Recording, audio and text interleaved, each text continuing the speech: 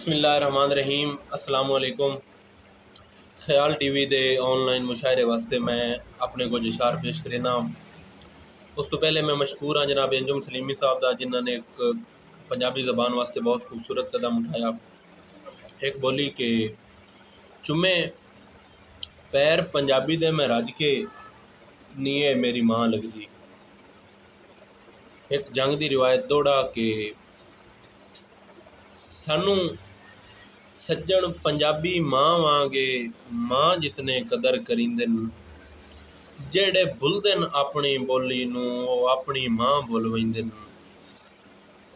और जेड़े भुलदे अपनी बोली नूं अपनी मां बुलवेंदे ते है जन्नत दी आसिम वाह लगदी जदां इहो जिहे अमल करींदे। है जन्नत दी आसिम वाह लगदी जदां इहो जिहे अमल करींदे। इंज चुमना अखर पंजाबी दे जिवें मां दे पैर चुमींदे। एक गज़ल च कुछ शेर इन के पगड़ी प्यो दी वेख लाओ हिक जान लै गई। पगड़ी प्यो दी वेख लाओ हिक जान लै गई। अरमान शोधी धी दे कपड़े ते मर गए। हलदे रहे कुछ टुरदियां सजना नूं वेख के। हलदे रहे कुछ टुरदियां सजना नूं वेख के।